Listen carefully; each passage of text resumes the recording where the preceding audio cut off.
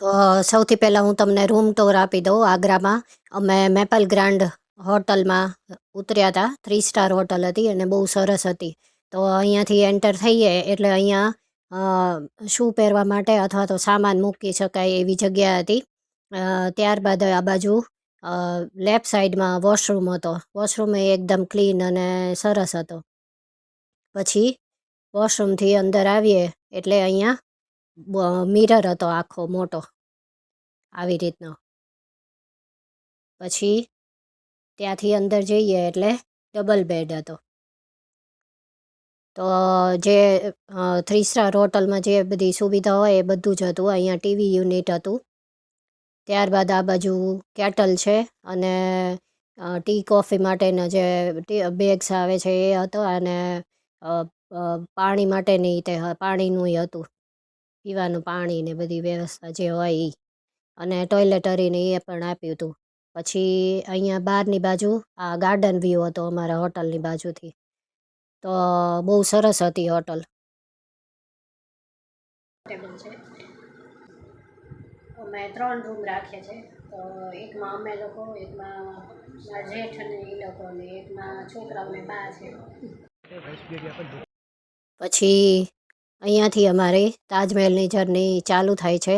તો આ તાજમહેલમાં અંદર જવા માટેનો એન્ટ્રી ગેટ હતો. એટલે અહીંયાથી જવાનું હતું. અને આ જે ભાઈ છે એ અમારા ટુરિસ્ટ ગાઈડ હતા.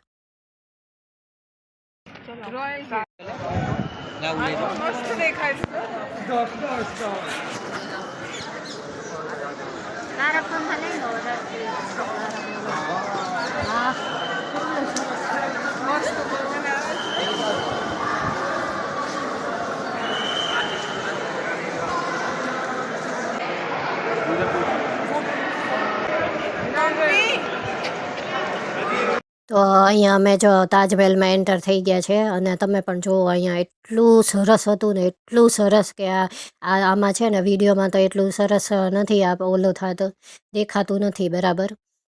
પણ જ્યારે અમે આમ લાઈવ જોયું ને તો આપણે આમ થોડી વાર તો આપણે છે ને આમ એકદમ આમ છે ને અલગ ઝોનમાં જ વયા જઈએ. એટલું સરસ તાજમહેલ લાગ્યું હતું અમને. અને એની સુંદરતા જોઈને આપણને છે ને આંખો અંજાઈ જાય, એટલું સરસ હતું.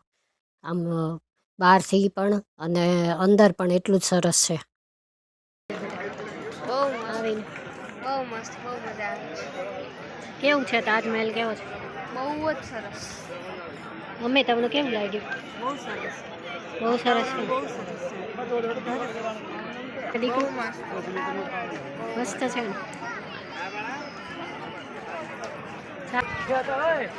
આને જોઈને ખરેખર એમ જ થાય કે આજે 7 વંડરમાં જે સૌથી પહેલો વંડર છે ને એ યોગ્ય જ છે. એમ એટલું સરસ છે ને.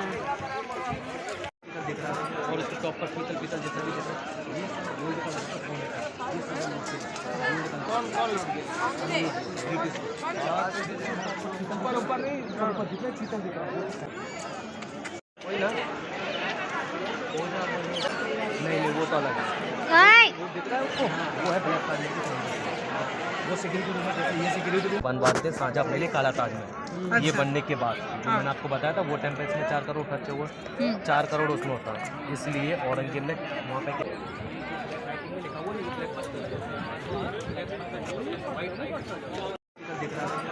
પછી આ તાજમહેલની એક્ઝેક્ટ પાછળ યમુના નદીનો વ્યૂ છે. તો આ ભાઈ સમજાવતા હતા કે અહીંયા પાછળ એક છે ને બ્લેક તાજમહેલની ઇમારત ઊભી કરી હતી પહેલાં.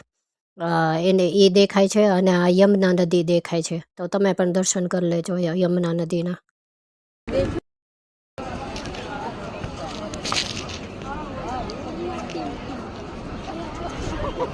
પછી અમે અહીંયા થોડીક ક્લિપ લીધી હતી અને બધાએ આવી રીતે કપલમાં ફોટો પાડ્યો હતો અને ભાઈ બહેનનો અને એવી રીતે. અને અમે લોકોએ બધે થોડુંક ફર્યા હતા.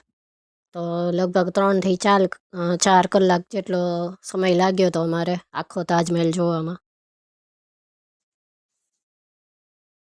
પછી અહીંયા દીવાને આમ અને દીવાને ખાસ છે જે અકબર બાદશાહે જે મહેલ એને રાણીઓ માટે બનાવ્યો હતો એનું જ છે આખો.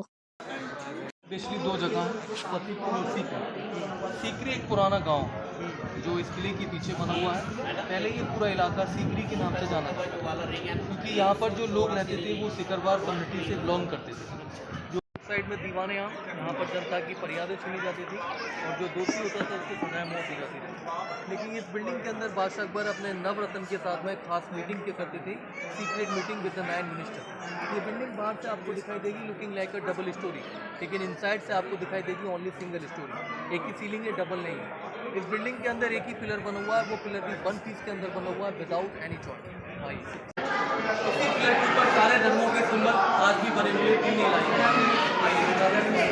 તો આ એ જગ્યા છે કે જ્યાં અકબર બાદશાહ પોતાની સભા ભરતા હતા અને એ જે માનતા હતા કે બધા ધર્મો એક જ છે, હિન્દુ મુસ્લિમ શીખ ઈસાઈ, એ આખી જે વાત એણે જે પોતાનો ધર્મ સ્થાપિત કર્યો હતો દીને ઇલાહી, એ આખો આ પિલરમાં એણે ઉપરથી લઈને નીચે સુધી દેખાડ્યું છે. એમાં હિન્દુ મુસ્લિમ શીખ ઈસાઈ બધાના સિમ્બોલ આ પિલર ઉપર એમણે સ્થાપિત કર્યા છે. તો આ બહુ સરસ જગ્યા હતી.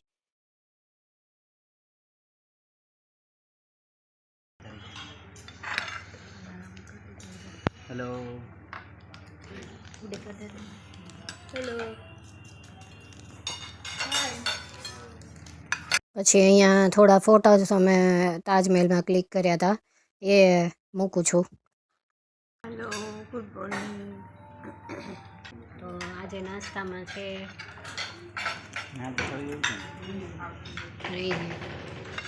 ઇડલી છે, પછી પૌવા છે, ઉપમા છે, પછી પરોઠા છે, ચોકોસ, ચોકોસ, કટલેટ. દૂધનો નહીં કે કોર્નફ્લેક્સ, કટલેટ. દૂધ નાખું છું.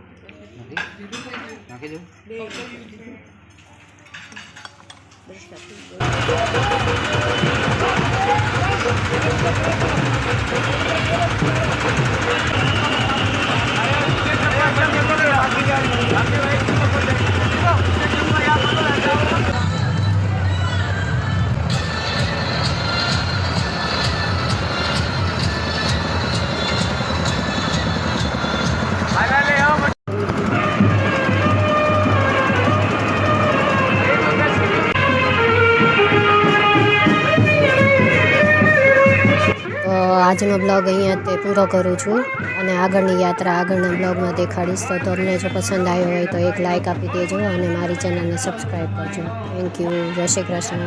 બધાને રાધે રાધે.